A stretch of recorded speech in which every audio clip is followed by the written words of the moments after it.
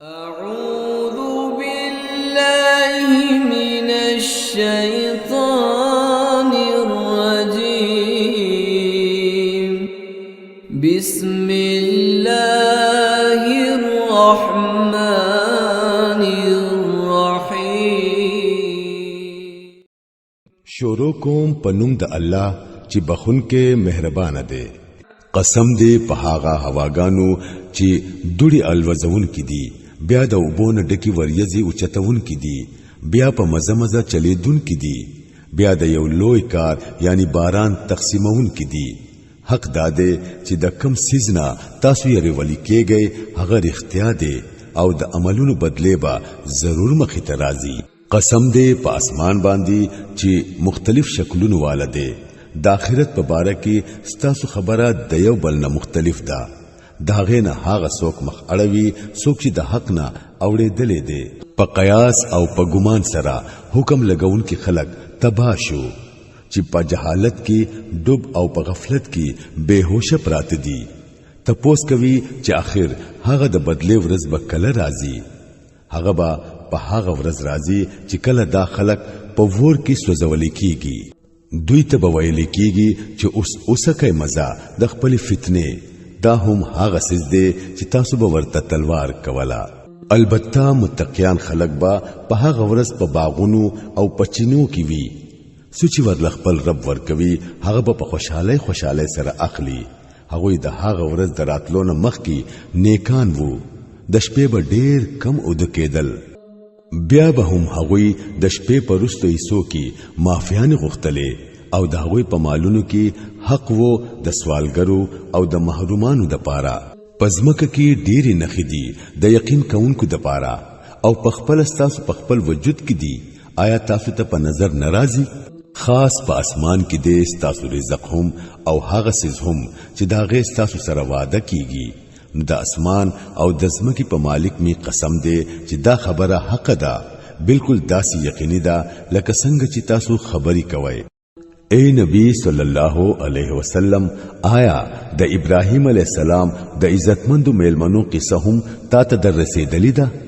کله چې هغه دهو کر ورغلل نو وی ویل پتا سلام دی هغه ورته ویل پتا هم سلام دی سناشنا شان خلق دی بیا هغه غلی شان د خپل کور خلکو لاړو او یو ریت شوی سورب سخی راوړو او د میلمنو مخې ته کې خودو هغه ویل آیا تاسو خرینا بیا هغه په خپل ځل کې دا غوینه ویریدو هغه ویل یریګما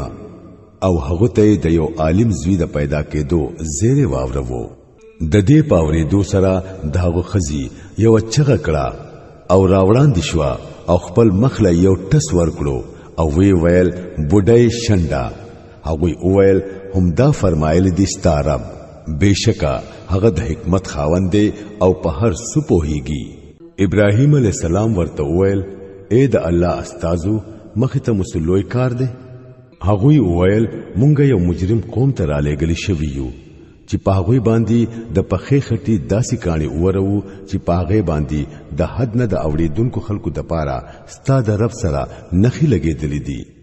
بیا په هغه کلی کې چې کم مؤمنان وو هغه ټول تر مونږه راو وستل او هلته مونږه د یو کور نسیوا د مسلمانانو بل کور اونموندو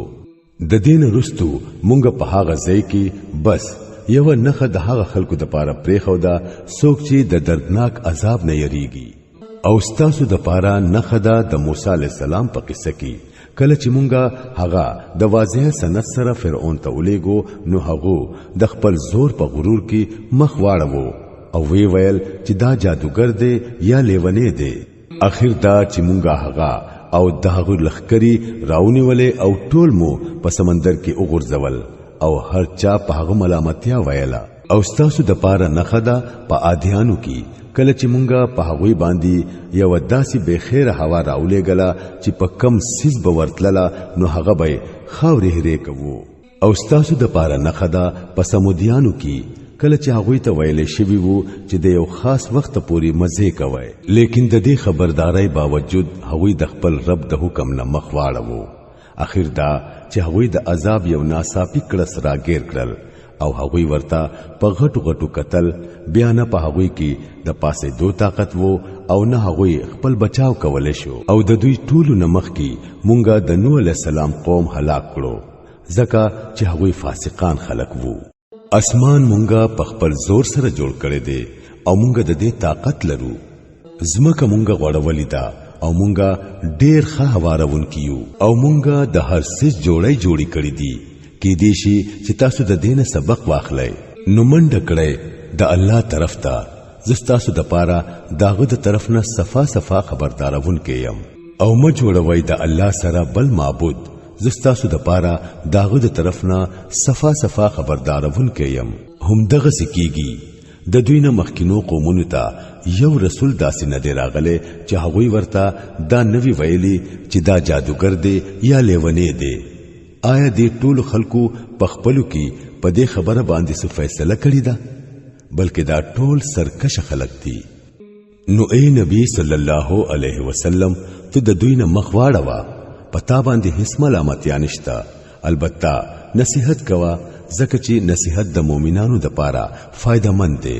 ما پیریان او انسانان پیدا کړي د دې د پاره دی چې هغوی زما بندگی وکړي زه دا غوی نه